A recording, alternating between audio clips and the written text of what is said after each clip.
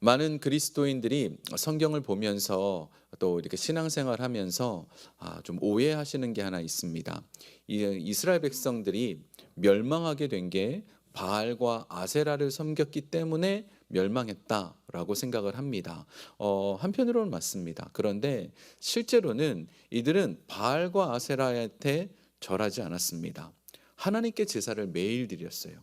매일 하나님 앞에 제사를 드리고 매일 하나님 앞에 정성스럽게 제사의 모든 절차를 끝낸 다음에 바알과 아세라한테 또 간 겁니다. 그러니까 이게 지금 문제가 되는 거죠. 이사야서에 보면 하나님께서 이렇게 매번 드리던 제사에 대해서 이렇게 말씀하십니다. 여호와께서 말씀하시되 너희의 무수한 제물이 내게 무엇이 유익이뇨? 나는 숫 양의 번제와 살찐 짐승의 기름에 배불렀고 나는 숫송아지나 어린 양이나 숫 염소의 피를 기뻐하지 아니하노라. 맨날 소를 드리고 염소를 드렸는데 하나님께서는 그 제사에 마음이 담겨져 있지 않으니까 그것을 싫어하셨다라고 지금 말씀하고 있는 겁니다. 오늘 우리가 레위기를 배우고 있죠. 레위기가 제사의 본질, 예배는 왜 드리는가, 이것에 대해서 정말 잘 표현한 성경입니다. 그래서 우리 삶에 왜 예배를 드릴까? 이 마음이 이 레위기를 보면서 생겼으면 좋겠습니다. 여러분, 왜 예배를 드리십니까? 왜 수요일 날 오늘 비 오는데 신기하죠? 수요일은 자주 비가 와요. 꼭 수요 예배 가고 싶지 않게 만드는, 그죠? 자주 비가 와요. 이 수요일 비 오는 날 왜 교회 와서 여러분들은 예배를 드리십니까?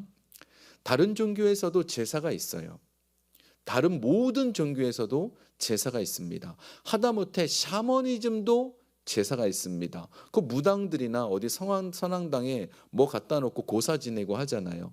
뭐든지 어떤 신을 믿든지 다 제사를 드립니다. 그런데 그들과 우리의 결정적인 차이점이 하나 있습니다. 그들은요, 인간이 신에게 다가가려고 제사를 드려요. 자꾸 신에게 다가가서 신을 통하여서 뭔가를 받아내려고 합니다. 그러니까 뭐 무당이 드리든 뭐 절에 다니든 아니면 뭐 모슬렘을 다니든 뭐가 됐든 간에 제사를 드리면 어떻게 해요? 뭔가를 얻어내려고.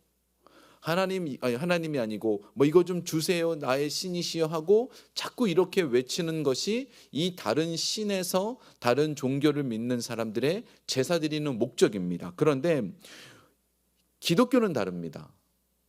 사람이 하나님께 가는 게 아니고요. 사람이 신에게 가는 게 아니고 하나님께서 이 땅에 오셨어요. 구약에도 하나님께서 이 땅에 오셨지요. 어디에 오셨다고 지난주에 배웠죠? 성막, 회막에 오셨다 그랬죠. 혹시 생각나십니까?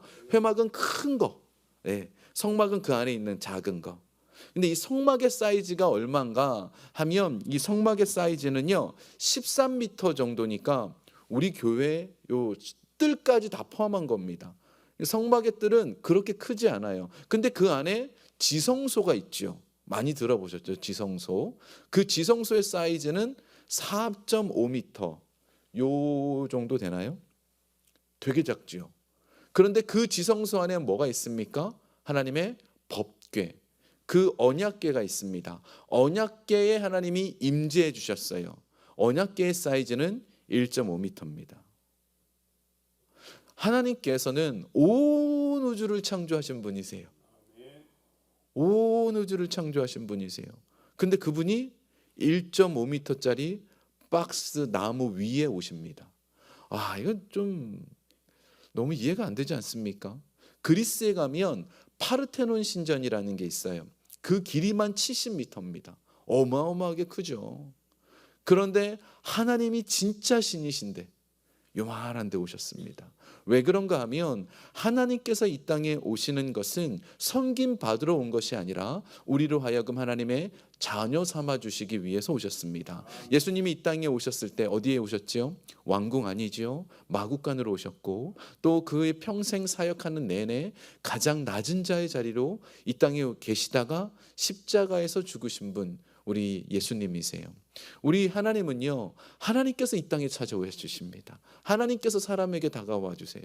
그래서 그 사랑에 감격해서 드리는 게 우리의 예배입니다. 하나님 정말 감사합니다. 하나님 정말 사랑합니다. 라는 마음으로 드리는 게 이 예배라는 것이죠. 그래서 이 예배 드릴 때 무엇이 필요한가 하면 외형적인 모습이 중요한 게 아니고 드리는 사람의 마음이 제일 중요해요. 레위기를 보면서 우리가 깨달아야 될 게 뭔가 하면, 레위기는요, 여기에 제사 드리는 방식들이 굉장히 복잡한 것 같잖아요. 그래서 또 실제로 복잡하기도 해요. 그러면 그걸 바라보고, 하나님께 제사는 이렇게 정성을 다해서 뭔가 최선을 다해서 드려야 된다라고 생각하는데, 그것을 위하여서 그 제사의 방식이 복잡한 게 아니에요.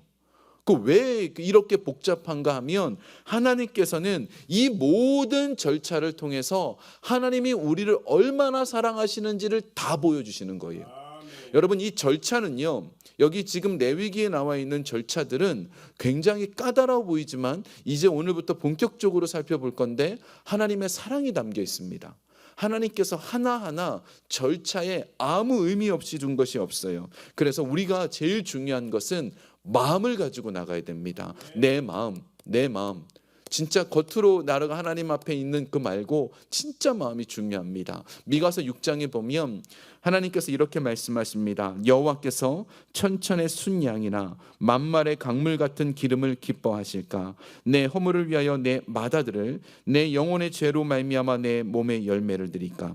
하나님께서 천천의 순양, 또 만만의 기름, 강물 같은 기름들이 아무리 딸도 하나님 그걸 기뻐하시지 않는다는 겁니다. 그 다음 구절에 보면, 사람아, 주께서 선한 것이 무엇임을 내게 보이셨나니 여호와께서 내게 구하시는 것은 오직 정의를 행하며 인자를 사랑하며 겸손하게 내 하나님과 함께 행하는 것이 아니냐. 이 미가서의 말씀은 이거예요. 내가 마음을 다하여 하나님을 사랑하는 것을 하나님 진짜 기뻐하신다는 겁니다. 여러분, 이 자리 예배하러 오셨죠? 지금 예배하러 오셨죠? 진짜 사랑하는 마음 가지고 오셔야 돼요. 그것을 하나님께서 너무 기뻐하신다라는 겁니다. 자, 이제 우리가 번제라는 것이 이 1장에 나와요. 지난 시간에도 좀 잠깐 살펴봤는데, 이 레위기 전체에서 보면 제사가 1장부터 7장까지 5가지 제사가 나옵니다. 조금 이제 좀 이런 걸로 들어가면 갑자기 막 답답해지실 수 있는데 그렇게 어렵지 않아요. 5가지 제사들 하나하나 살펴볼 건데, 1장에는 번제라는 게 나와요. 번제는 동물을 향해서 불태워서 드리는 그 제사를 번제이고, 이 번제를 드리는 목적은 우리의 원죄, 우리는 원래 죄인이잖아요. 그 원죄, 그 원죄 때문에 하나님 앞에 나아갈 수 없는데 번제를 드리면 하나님 앞에 언제든지 나가는 거예요. 우리는 지금 하나님 앞에 번제 안 드리고 나왔죠. 왜 그랬죠? 예수 그리스도의 이름을 의지해서 오기 때문에 이 우리에 있는 원죄들을 신경 쓰지 않고 하나님께 나아갈 수 있어요. 그죠? 그게 바로 번제예요, 번제. 그리고 두 번째로는 2장에서 살펴보는데 소제라는 게 있습니다. 밀가루나 곡식을 가지고 드리는 거예요. 이거는 가난한 사람들이, 정말 극빈자들, 여기 계신 분들 중엔 극빈자 없어요. 정말 극빈자들이 이 드리는 게 이 소제이고 또 다른 목적으로 드리는 겁니다. 그리고 이제 세 번째가 화목제, 예수님 화목제 되어 주셨죠. 네 번째가 속죄제, 죄 지었을 때 거짓말했다. 저는 진짜 꼭 죄하면 노래방밖에 안 떠올라요. 지금도 또 노래방밖에 안 떠오르는데, 아무튼 노래방 한번 갔다 오고 나서 잘못했다 싶으면 속죄제 드리는 거예요. 번제 드리는 게 아니라 속죄제 드리는 거예요. 속건제는 그게 이제 물질이나 어떤 것들 때문에 생기는 것, 이건 나중에 살펴볼게요. 이 5가지 제사가 제일 5가지가 전부예요. 더 없어요. 5가지가 전부입니다. 그래서 오늘은 이 번제에 대해서 살펴볼 건데, 이 번제는 아까 제가 말씀드린 것처럼 우리 안에 기본적으로 있는 죄악이에요. 그래서 번제는 매일 드립니다. 매일 하나님께 나가고 싶을 때마다 번제 드려요. 우리가 새벽 예배 나오시는 분들은 번제 드리는 기분이에요. 실제로 그런 느낌이에요. 하나님의 사랑이 아니면 살 수 없습니다. 그런데 하나님의 은혜가 아니면 살 수 없습니다. 막 이런 마음을 가지고 새벽 예배 나오시는 분들의 대부분들은 어떤 문제가 있어가지고 그 문제 해결받고 오고 싶은 분들은 그렇게 많지 않아요. 우리 교회 성도님들 대체로 보면 늘 끊임없이 꾸준하게 그 자리를 지켜나가는 거죠. 이게 상번제라는 표현을 씁니다. 항상 드리는, 매일매일 드렸어요. 아침 저녁으로 번제는 드렸거든요. 그때 드려지는 게 이 번제의 목적입니다. 근데 번제의 히브리어는요, 올라입니다. 올라. 한국말로 우리 올라가다 그러죠. 그 뜻하고 똑같아요. 이 올라는 올라가다는 뜻이에요. 히브리어로 번제는 올라가는 것. 그러니까 우리의 마음, 우리의 모든 마음, 사랑하는 마음이 올라가는 거예요. 그래서 향기로운 냄새로 올려보내는 겁니다. 그 제사의 과정들, 우리 도표 한 번만 보여주시겠어요? 이제 도표를 준비했는데 제사의 절차는 6가지예요. 이 6가지 제사의 절차를 가지고 있는데 굉장히 어려워 보이고 막 복잡한 것 같은데 쉬워요. 그리고 이게 드리는 사람이 있고, 드리는 그 제사를 드리는 헌제자가 있고, 제사장이 하는 일이 있고, 다 따로 있어요. 제일 먼저 하는 게 뭔가 하면, 우리 지난 시간에 살펴봤어요. 제물을 가지고 왔죠. 그 제물 위에 안수해요. 이게 첫 번째입니다. 이건 누가 하는가 하면 드리는 사람이에요. 드리는 사람이 안수하고 죽이기도 본인이 죽여야 돼요. 우와, 이게 여기서 아무도 안 놀라시네. 제가 지금 이 레위기를 준비하고 말씀을 볼 때마다 나는 과연 소를 잡을 수 있을까? 나는 양을 잡을 수 있을까? 그런데 실제로 이 본인이 항상 번제는 그렇게 하면서 드리는 거, 왜 본인이 죽여야 되는가? 내가 그만큼 끔찍한 죄라는 거예요. 그를 인식하라라는 마음으로 이게 본인이 드립니다. 그렇게 죽이고 나면 피가 나오죠. 근데 그 피는 조금 있다가 다루겠지만 제사장들만 다루게 돼 있습니다. 먼저 이제 우리 레위기 1장 4절을 한번 볼까요? 안수하는 것에 대해서 어떤 의미인지 보겠습니다. 함께 읽겠습니다. 그는 번제물의 머리에 안수할지니 그를 위하여 기쁘게 받으심이 되어 그를 위하여 속죄가 될 것이라. 아멘. 우리가 안수를 하는 것은 목회자들이 여러분들에게 안수 기도하는 것과는 다른 의미예요.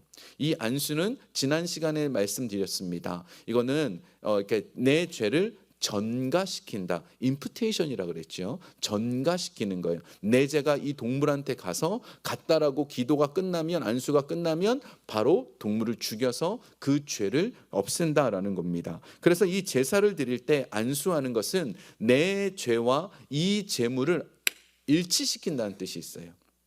예수님이 십자가에서 죽으셨을 때 제물이 되어 주셨거든요. 그것은 내 죄를 대신 지신 거죠. 조금 어려운 말로 대속제물, 대신 속죄제물 되셨다는 뜻이에요. 어렵지 않아요. 대속은 대신 속죄제물 되셨다. 이 뜻이 바로 대속이거든요. 그런데 이 죽일 때 번제는요, 가죽을 벗겨내는 작업을 조금 있다가 보게 되지만 하게 됩니다.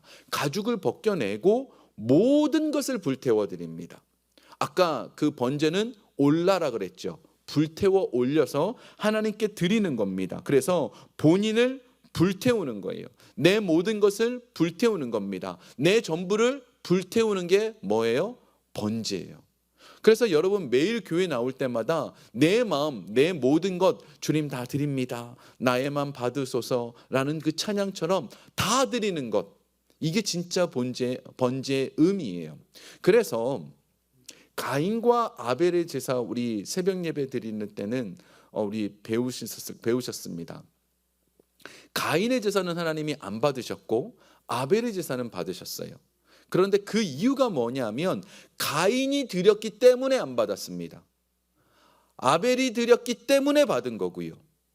뭐 그걸 가지고 가인은 곡식 드렸으니까 안 받았고 아벨은 양을 잡았으니까 받았다. 하나님은 고기를 더 좋아하신다. 뭐 이런 말도 하는데 말도 안 되는 소리예요. 하나님은 고기를 드시는 경우가 아예 없습니다. 고기를 좋아하지 않으세요. 향기를 받으세요. 향기를 받는다라는 것, 우리 지난 시간에 말씀 나눴는데 혹시 생각나십니까? 너는 그리스도의 향기라. 우리의 삶이 향기가 되어야 되는 거죠. 이 번제는 향을 드리는 거예요. 그래서 가인의 태도가, 가인의 삶이 형편없었어요. 아무리 겉으로는 기도를 많이 하는 것 같고 예배를 잘 드리는 것 같아도 그가 아버지 아담의 장남으로서 믿음의 자녀인 것처럼 보여도 삶이 형편없으면 하나님 안 받으시는 거예요. 우리 아까 이사야서 1장 읽은 말씀과 똑같아요. 나는 니네들이 드리는 그 예배 안 받고 싶다고. 이제는 그만 좀 드리라고. 삶은 형편없으면서 너의 언행은 형편없으면서 어떻게 예배만 맨날 드리려 오느냐. 네 언어하고 네 행동이 좀 바뀌어야 되지 않겠니? 라는 것이 하나님의 이사야 1장의 마음인 거죠. 그 다음에 이사야 1장 13절에 보면 이런 말씀도 나옵니다. 헛된 재물을 다시 가져오지 말라. 분향은 내가 가증히 여기는 바요 월삭과 안식일과 대회로 모이는 것도 그러하니 성회와 아울러 악을 행하는 것을 내가 견디지 못하겠노라. 하나님을 믿는다라고 하면서 악을 행하는 것 하나님 못 견디시겠대요. 그러니까 우리의 삶이 진짜 예배를 드리려면 어떻게 해야 돼요? 그리스도인답게 살려고 노력해야 돼요. 우리가 정말 그리스도인다워야 돼요. 우리의 모습이 변화되려고 정말 피 흘리기까지 싸우는 노력이 진짜 번제의 목적이라는 것입니다. 두 번째로 이제 두 번째 작업이 뭐였죠? 안수하고 동물을 잡았잖아요. 그러면 아까 피가 흐른다 그랬죠. 근데 그 피는요, 드리는 사람은 만지면 안 돼요. 제사장만 그 피를 받아가지고 그 피를 혹시 어떻게 했는지 생각나십니까? 제단에 뿌렸습니다. 그죠? 뿌렸습니다. 이 피를 왜 제사장만 받게 했느냐 하면요, 피는 생명이고 이 제사 번제의 가장 핵심은 피예요. 이 피가 거룩해진다라고 생각을 합니다. 거룩해지게 구별해 버리는 거예요. 나누어 버리는 거예요. 그래서 제사를 드렸을 때 이 예배를 드리고 난 다음에 진짜 중요한 것은 우리가 구별돼야 돼요. 나누어져야 돼요. 결심해야 돼요. 믿음은 뭐예요? 결심이에요. 제가 우리 젊은 학생들이나 어린 아이들에게 늘 예배 드리고 또 가르칠 때마다 공부 열심히 해야 된다고 늘 얘기합니다. 진짜 공부 열심히 해야 돼요. 하나님께서는 공부 못하는 사람 안 좋아하세요. 이러면은 뭐 1등만 좋아하시고 꼴등은 싫어하신다 이렇게 생각할지 모르겠습니다만 그 뜻이 아니고요. 최선을 다하는 것을 너무나 기뻐하십니다. 왜냐? 내 삶에 주어진 것에 최선을 다하는 것, 이것이 구별이고 결심이기 때문에 그래요. 이게 애들만 그러나요? 어른도 마찬가지예요. 좀 끊으셔야 돼요. 좀 끊으셔야 돼요. 죄의 길로 달려가던 걸 끊어낼 줄 알아야 돼요. 내가 지금까지 뭐 50년, 60년, 70년, 80년 살아왔던 죄의 모습이 있으면 결심하고 끊어냄이 있어야 돼요. 열심을 있어야 돼요. 우리가 작년의 신앙과 또 그 뭐 10년 전의 신앙과 지금의 신앙이 똑같으면 안 되는 거예요. 자꾸 성장해야 돼요. 자꾸 성장해야 돼요. 이것이 바로 구별됨의 진짜 의미입니다. 구별된다라는 것은 우리가 하나님의 백성이 되는 것을 말합니다. 여러분, 우리를 두고 뭐라고 표현하느냐? 성도라고 얘기해요. 거룩한 길 가는 사람들이란 뜻입니다. 거룩한 길 가는 사람들이면 거룩한 길로 가야죠. 예, 그것이 온전한 이 피에 대한 의미입니다. 세 번째로 우리 도표 한 번만 다시 보여주실래요? 세 번째로 뭘 하냐? 피가 다 떨어졌습니다. 제사장은 그걸 들고 가는 동안 이제 그 제물을 드리는 사람은 가죽을 벗깁니다. 하나님께 모든 걸 다 드리는데 가죽은 안 드려요. 가죽은 안 드리게 돼 있어요. 그 고기와 가죽은 구별합니다. 왜 그러느냐? 겉사람과 속사람을 구별한다는 뜻이에요. 겉사람은 성경적으로 보면 죄 짓는 사람이에요. 겉으로는 늘 죄 짓고 다녀요. 근데 우리 속사람이 변화돼야 돼요. 변화된 사람들, 우리는 이미 속사람이 변화됐잖아요. 이 시간 수요예배 나올 정도면 속사람 완전 변화된 분들이에요. 안 그러면 수요일날 이 시간에 여기 있을 수 없어요. 뭐 집에 가서 뭘 하시든 어디 가서 딴 데 가서 뭘 하시든 하지, 절대로 이 정도 되시는 믿음이라면 이미 구별된 사람이에요. 그러면 구별돼야 돼요. 가죽은 불태우지 않습니다. 왜냐하면 불태우면 가죽은 냄새가 안 좋으니까. 하나님께 향기로운 냄새가 나야 돼요. 죄에 있는 이 죄 짓고 다니는 인간의 모습은 불태워지지 않아요. 하나님 싫어하세요. 그래서 이 가죽을 벗겨낸다라는 것은 겉사람과 속사람이 분리되어져서 진짜 속사람을 가지고 거듭난 사람, 돼야 된다는 뜻입니다. 그리고 각을 뜹니다. 잘라내요. 왜 잘라내느냐? 더 잘 타라고. 더 잘 타라고 잘라냅니다. 온전히 다 태워져야 돼요. 염소와 양도, 오늘 본문을 우리가 읽은 것은 염소와 양 그리고 비둘기를 드리는 것이 나오는데, 여기에도 이 모든 것을 다 불태우게 되어 있습니다. 자, 그런데 오늘 읽은 본문을 집에 가서 한번 보시면 가죽을 벗겨내는 일이 안 기록되어 있어요. 그리고 여기에 보면은 그 어떤 세 가지가 좀 다 나오는데, 새를 잡는 때도 이 가죽을 벗겨내고 그러지가 않아요. 근데 실제로는 새는 가죽을 벗겨내지 않지만 소나 양은 가죽을 벗겨냈어요. 이미 앞에서 나왔기 때문에 당연한 절차라고 생략된 거예요. 실제로는 이렇게 겉과 속이 분리되게 만들었습니다. 자, 그런데 새는 머리를 비틀어서 쪼개는 작업을 합니다. 레위기 1장 15절 한번 보겠습니다. 함께 읽겠습니다. 시작. 제사장은 그것을 제단으로 가져다가 그의 머리를 비틀어 끊고 제단 위에서 불사르고 피는 제단 곁에 흘릴 것이며. 지금 이 피를 옆에서 빼내는 작업들은 같이 하지만 가죽을 벗겨내진 않아요. 새는 가죽이 없거든요. 예, 가죽이 없거든요. 그래서 벗겨내지 않지만, 그러나 비틀어서 끊는 작업은 같이 합니다. 모든 작업은 다 그대로 동일한 거죠.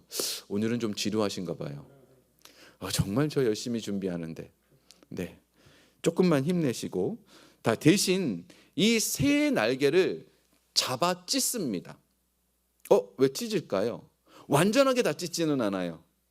새의 날개를 적당하게 찢어냅니다. 그거 왜 찢을까요? 이상하게 찢어서 이렇게 펴놔가지고 그리고 불태웁니다. 왜냐하면 새는 비둘기잖아요. 이 비둘기는요, 커봐야, 하긴 요즘은 비둘기가 다 돼지 같아요. 너무 크지만 그래봤자 요만하지 않습니까? 요만한 거를 하나님께 드렸을 때 드린 사람이, 누구는 소를 드리는데 나는 비둘기밖에 못 드리는구나 하고 위축되지 말고 넓게 피라는 뜻이에요. 괜찮다는 거예요. 내가 넓게 펴서 받겠다라는 뜻이에요. 참 하나님의 사랑이 놀랍지요. 비둘기는요, 10불 정도의 가치가 있습니다. 우리가 하나님 앞에 나아갈 때, 이제 우리 뒤에 살펴보겠습니다만, 소를 드릴 수가 있고 양을 드릴 수가 있고 비둘기가 드릴 수 있어요. 근데 왜 그렇게 구별해 놨을까요? 이 소를 드렸든 양을 드렸든 비둘기가 드렸든 내 죄가 전가되고 내 죄의 용서를 받는 효력은 동일합니다. 동일해요. 소를 드렸다고 더 많이 하나님 사랑하시고 비둘기를 드렸다고 하나님 조금 사랑하시는 게 절대 아닙니다. 이 레위기 1장 13절에 보면 이 가장 중요한 핵심 표현이 나옵니다. 함께 읽어볼까요? 시작. 그 내장과 그 정강이를 물로 씻을 것이며 제사장은 그 전부를 가져다가 제단 위에서 불살라 번제를 드릴지니 이는 화제라, 여호와께 향기로운 냄새니라. 이게 소와 양과 염소가 동일하게 표현되어 있습니다. 자, 17절에 보면 새를 드릴 때도 이 말이 반복됩니다. 제가 읽어볼게요. 또 그 날개 자리에서 그 몸을 찢되 아주 찢지 말고 제사장이 그것을 제단 위에 불이 있는 나무 위에 불살라 번제를 드릴지니 이는 화제라, 여호와께 향기로운 냄새라. 똑같죠. 하나님께는 무엇을 드려도 상관이 없는 겁니다. 아까 무엇을 받으신다 그랬습니다. 하나님, 마음이 되게 중요해요. 그런데 우리는 형편에 따라서 다르잖아요. 어떤 사람은 소를 드릴 수 있는 형편이 있고 어떤 사람은 비둘기만 듣게 드릴 수 없는 형편이 있어요. 그런데 하나님께 나가고 싶을 때 소를 드릴 수 없으니까 비둘기라도 드리면서 하나님께 나아가라라는 하나님의 배려입니다. 그러면 문득 그런 생각 들지 않아요? 그냥 몽땅 다 비둘기 드리면 되지 뭐. 굳이 소 이렇게 절차 더 복잡한데 그렇게까지 할 필요가 있을까? 아니면 마음 받으신다면서요. 그럼 이렇게 절차를 합니까? 그냥 마음만 드리면 되지 라고 할 수도 있을 텐데, 하나님 앞에는 무엇이든 바쳐야 됩니다. 희생이 있어야 됩니다. 이게 제일 중요해요. 희생이 있어야 돼요. 그래서 내가 하나님 앞에 드릴 줄 아는 것이 내 마음의 표현이 되는 거예요. 이것이 굉장히 좀 조심스러운 표현이긴 하지만 실제로 마틴 루터가 이런 얘기를 했습니다. 사람의 돈지갑이 회개해야 진짜 회개한 거라고. 이 말에는 되게 중요한 의미가 담겨 있어요. 사람들은요, 하나님 앞에 드리는 헌금을 굉장히 아까워합니다. 제가 헌금 얘기를 제가 지금 17년 정도 목회하면서 청년들 중고등부한테는 엄청 많이 했어요. 정말 많이 했어요. 제가 중고등부나 청년 애들과 상담할 때도 늘 얘기하는 게 11조하라고 꼭 가르칩니다. 왜 그런 줄 아세요?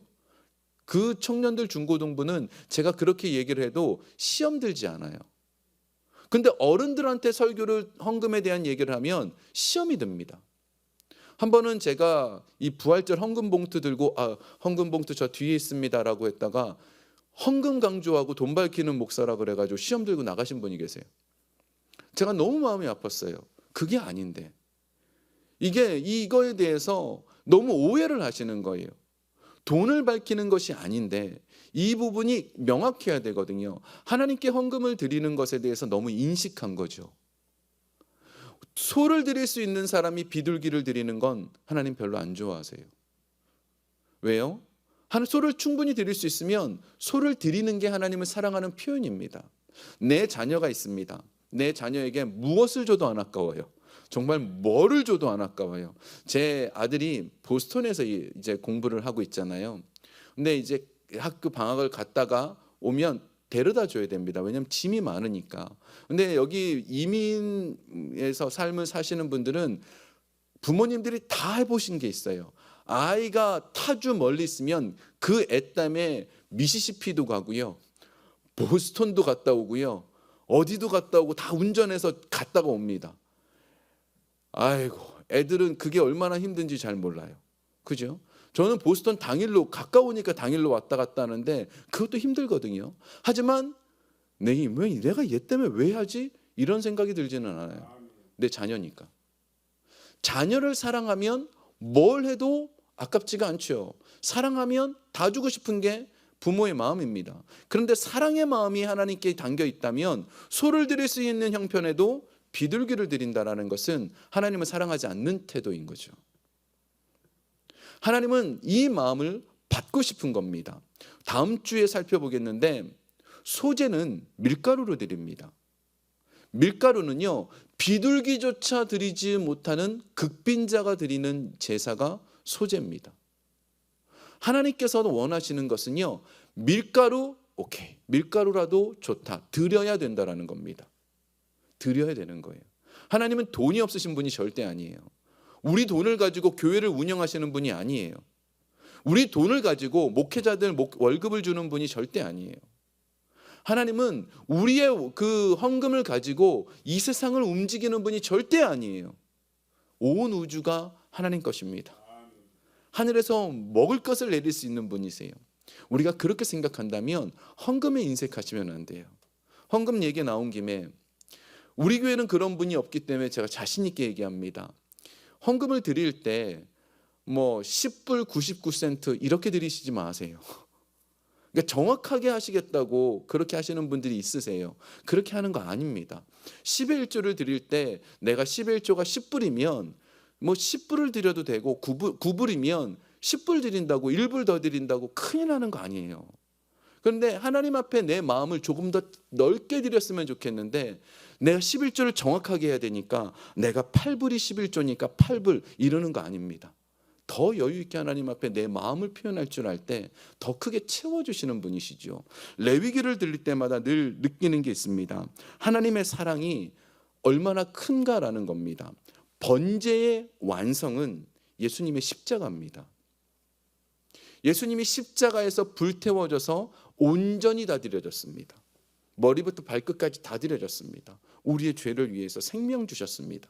그 생명 주신 사랑이 있다면, 그걸 안다면 하나님께 드리는 것이 그렇게 아깝지 않은 것이죠. 두 번째로 오늘 여기에 비둘기가 나오죠.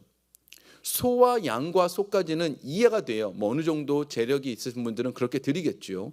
비둘기에는 두 번째 의미가 있습니다. 그게 뭔가 하면 이 당시에는 비둘기가 지금도 마찬가지지만 흔했습니다. 집에서도 키우고 그냥 아무 때서나 가서 잡아올 수 있었어요. 특히 비둘기를 가축으로 키우는 경우도 있습니다. 그런데 이 비둘기는 너무 흔하기 때문에 나는 오늘 하나님께 나가고 싶어 라고 할 때 비둘기 한 마리 들고 나갈 수 있는 거예요. 일상생활 속에서 언제든지 하나님께 나올 수 있도록 하나님께서 배려해 주신 겁니다. 이 모든 재물은 흠이 없어야 돼요. 소도 흠이 없고 양도 흠이 없고 비둘기도 흠이 없어야 돼요. 근데 소나 양은요, 흠 없게 키우는 게 상당히 어렵습니다. 왜 그러냐면 풀을 뜯으러 다니잖아요. 근데 비둘기는요, 신기하죠? 흠집 나는 경우가 별로 많지 않아요. 그렇대요. 그러다 보니까 그냥 비둘기를 잡아가지고 하나님께 언제든지 나갈 수 있어서 특별한 날에만 예배를 드리는 게 아니라 새벽 예배 드리듯이 언제든지 하나님 앞에 나오라라는 것이 하나님의 마음입니다. 우리가 번제에 대해서 살펴봤어요. 말씀을 제가 정리를 하면서 하나님께 나아가는 것은 기쁜 일입니다. 오늘도 이 수요예배 나오기 전까지 많은 분들이 피곤하고 지쳐있고 생각도 많고 많은 일들을 겪다가 나오셨을 겁니다. 그런데 우리가 이 앞에 나와서 아버지의 사랑을 느낀다면 너무 행복하잖아요. 우리가 그 행복 때문에 나오잖아요. 그 행복한 마음, 그것을 누리고 싶어 나오잖아요. 모든 예배에는 아버지의 사랑이 있습니다. 왜냐하면 예수 그리스도의 보혈이 흘러야지만 이 예배가 드려지고 우리는 나갈 수 있기 때문에 그래요. 피 흘림이 있기 때문에 우리는 하나님 앞에 나갈 수 있습니다. 그래서 하나님께서는 번제의 크기를 보지 않으세요. 재물의 크기를 보지 않으세요. 소를 드렸다고 더 사랑하거나 비둘기를 드렸다고 덜 사랑하지 않으세요. 뭘 중요한다고요? 마음. 하나님 진짜 사랑합니다. 이 마음. 하나님 너무 감사합니다. 이 마음. 나는 드릴 것이 없어서 이 정도밖에 안 되지만 그래도 너무 감사합니다. 이 마음. 이것이 하나님께서 너무 기뻐하시는 겁니다. 우리 교회는 참 독특해요. 우리 교회는 새벽 예배도 헌금이 있고, 헌금을 새벽 예배는 걷진 않습니다만 새벽 예배도 수요 예배도 금요 예배도 헌금을 드려요. 때로는 이것이 좀 독특하다고 생각할 수 있지만 성경적인 부분은 이것 때문입니다. 그러나 헌금을 드리지 않는다 할지라도 괜찮습니다. 뭐가 중요할까요? 마음. 그러나 내가 드릴 수 있는 환경이 되었을 때는 무엇을 해야 될까요? 드려야 됩니다. 드릴 줄 알 때 아버지의 사랑이 더 깊어져요. 내 마음이 내 물질이 있는 곳에, 내 보물이 있는 곳에 있다라고 하신 것에는 이유가 있습니다. 드리는 것을 아까워하지 마십시오. 드리는 것, 그걸 드리면 사람이 보겠지, 누가 사랑하겠지. 제가 이 명단이 쭉 오는데 정말 안 봅니다. 헌금이 누가 얼마 갖고 이름이 다 기록되어 있고 금액이 결정돼 다 나와요. 이렇게 헌금 목록이 있지만 안 봅니다. 왜냐하면 그것을 보고 제가 누구가 얼마를 했다 그래서 제 나름대로 이런 편견이 생기고 선입견이 생길까 봐 사람들 안 봅니다. 목회자들 안 봅니다. 하나님 아십니다. 걱정하지 마시고 하나님 앞에 드리는 것을 아까워하지 마시고 하나님 앞에 나아가는 것을 아까워하지 마시고 하나님 앞에 내 모든 것을 다 온전히 드릴 수 있는 저와 여러분 되길 주의 이름으로 축원합니다.